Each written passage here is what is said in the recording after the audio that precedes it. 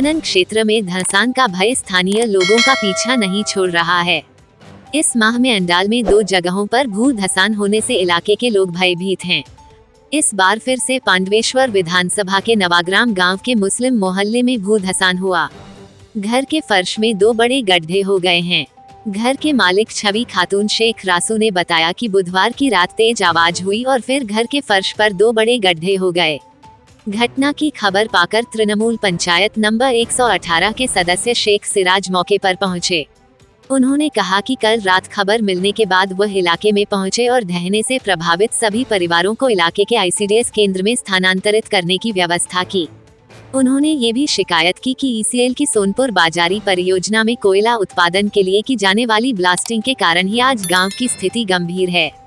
उन्होंने आरोप लगाया कि ECL की सोनपुर बाजारी परियोजना की ओपन पिट खदान आवासीय क्षेत्र के काफी करीब है। এই যে বাজারে খাদানের যে এটা হয়েছে ঠিক আছে, তো ওটা ধমকে মানে পুরো বাড়ি একদম হিলে যাচ্ছে। এই যে কাল থেকে যে দেখছি যে 2 জায়গা আমাদের ধস খেয়ে গেছে, ঘরের ভিতর ঢুকতে পারাইছে না, ঘরে ধপ ধপ করে আওয়াজ উঠছে। তো আমাদের যে বাড়িতে যে মেম্বার আছে আমরা কোথায় থাকবো? কতটা আতঙ্ক রয়েছে তাহলে এখন? অনেকটা। এরা কাল রাতে আমাকে খবর দিল, এর মেয়ে ছবি খাতুন যে দাদা আমার ঘরটা বসে গেছে।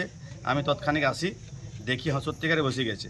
ওই সময় সঙ্গে সঙ্গে আমি GM সাহেবকে ফোন করি এবং সিভিল ইঞ্জিনিয়ারকে ফোন করি যে স্যার এরকম আপনাদের যেভাবে ব্লাস্টিং করছেন, ব্লাস্টিংয়ে আতঙ্কে নবগ্রাম ভুগছে এবং এই জায়গাটি যে জায়গাটা বসে গেছে সেই জায়গাটি 1 মাস আগে ভারত সরকার কোল মন্ত্রকের নামে চলে গেছে সিভিএক্ট হওয়ার জন্য।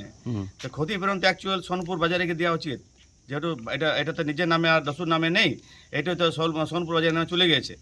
তো এখনও পর্যন্ত যেভাবে ECL দাদাগিরি করছে তাতে কিন্তু প্রত্যেকটা নবগ্রামের মানুষ কি আপামর জনতা হিন্দু আমার 5টা বুথ আছে, 5টা বুথের মানুষের আতঙ্কে আছে। আপনার 12টা থেকে একদম 4টে পর্যন্ত যেভাবে ব্লাস্টিং করে মানুষ থাকার একদম কোনো প্রয়োজন। এই যে ধসের আতঙ্ক ঘরের মধ্যে এর আগে একটা আমাদের গ্রামে পাড়ায় মনিরের ঘরটা বসে গেছিল। এর আগে ঠিক হয়ে যাবে, চানক মধ্যে বসে গেছে।